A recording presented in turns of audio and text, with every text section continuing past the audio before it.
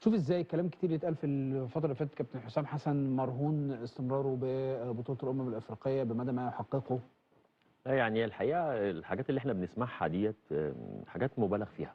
مبالغ فيها قوي يعني احنا لما نيجي نتكلم على كابتن حسام بتاريخه بانجازاته بعطائه للكره المصريه كلاعب، واضافه في الفتره اللي فاتت دي كمدرب.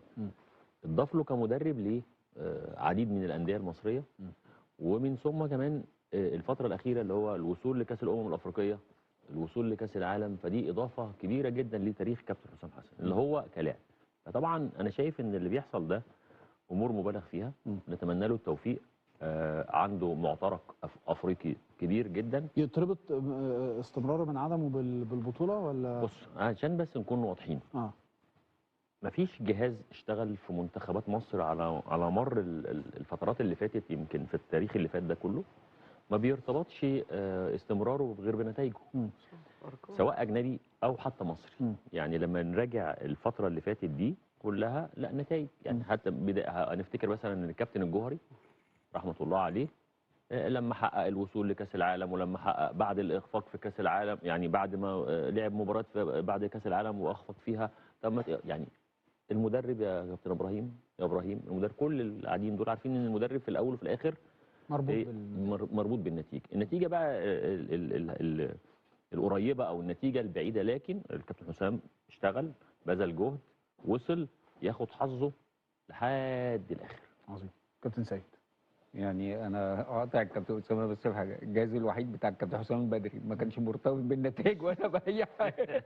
يعني مشي من غير نتائج. يعني مش هو كسبان عادي. لا هو طبيعي اللي الكابتن اسامه بيقوله، يعني طالما رايح بطوله وبطوله كبيره، لا فانت هتحقق نتائج هتكمل، مش هتحقق نتائج حتى لو الاتحاد عايزك تكمل، حتى لو صح. الامور نتائج.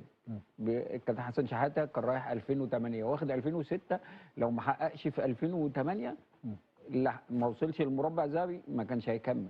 انا فاكر مقوله للكابتن شوقي غريب يوم ما كنا هنلاعب كوت ديفوار، دخل قال لنا احنا حققنا الهدف اللي احنا وصلنا له، يعني الهدف اللي احنا جايين عشانه ان احنا نوصل للمربع الذهبي.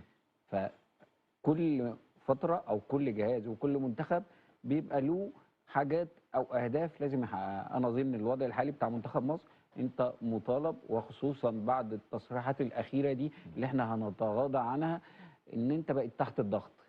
انت دلوقتي في وش المدفع، بمعنى صح نتائجك هي اللي هتقعد الجهاز وتخليه يكمل لحد كاس العالم وبعد كاس العالم كمان. ونتائجك هي اللي ممكن تمشيك الشهر الجاي.